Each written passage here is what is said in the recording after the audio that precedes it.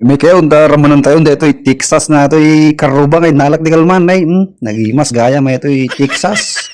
Nagimas ay ito yata vitamins na ito nga manaw. Ay, nga dumatumba na ito nga puro by puro mga bar na mayat si kanay kanam na kung kapasalan sa ito ito mo to nga manoko na Texas na ay na so sagbeti ngala mo sabay sumanalakan samot na baraw. Ayan, at syempre, matitikman natin to si Demen, yung naghahanap ng manok kahapon. Hindi niya alam, ito na yung kanilang manok. Hindi ko na nga inilaban itong manok mga par dahil nilagay ko na siya sa kawali at syempre pakukulang ko na to mga par.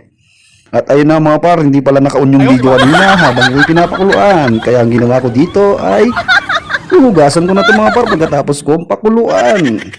Ano pala mga par yung kinuha nating manok ng kapitbahay. At eto na mga par para tuluyan tayong makagawa ng kabutihan ay syempre lulutuin natin to mga par ng adobong toyo. At syempre kailangan natin yung hugasang maigi mga par para malinis na malinis ang ating adobong Texas na manok.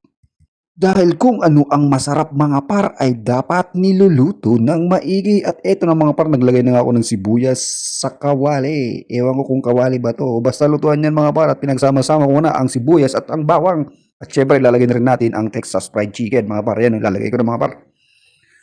At syempre sasangkot natin yan mga par hanggang sa matuyo. Hanggang sa matanggal yung mga tubig-tubig niya mga par. At pag natuyo na yan mga par ay magpapanibago tayong lagay na tubig. Tubig na galing pa ng Pacific Ocean yan mga par. At syempre, lalagay ko na kanyang antoyo at ang kanyang jaminta mga par. Lalagay ko na yung jaminta at ang konting oyster ni sauce. At syempre mga par, pakukulan din natin to mga par hanggang sa matuyo ito. Para tuluyan na siyang maging adobo. Dahil kung ano ang masarap talagang kainin ay dapat niluluto mo ng maigi. So ayun nga mga par, inamoy ko na nga ang kanyang usok dahil napakabango nito mga par. Amoy pa lang ay amoy adobo na to mga par. At syempre maglalagay pa ako dito mga par ng powdered sili mga par para lalong sumarap ang ating inuman ay lagyan natin yan ng konting anghang. At yun mga par, haluhuluin lang natin to hanggang sa maluto. At syempre ilalagay natin yung panghuli ang isbo ng dinosaur. Isbo ng dinosaur. Suka pala yung mga par, vinegar at syempre ang kanyang pampalasa.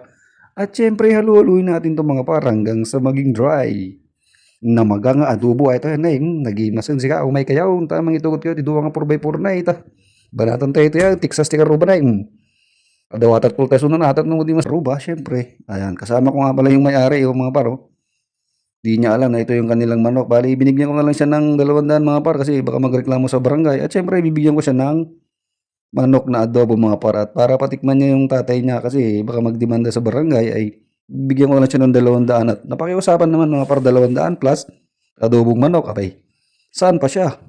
Meron na siyang ulam at meron pa siyang pera at meron na siyang panginom mga par. So hanggang doon lang mga par at ako'y kakain na rin dahil ako'y nagugutom na dahil masarap itong adobo.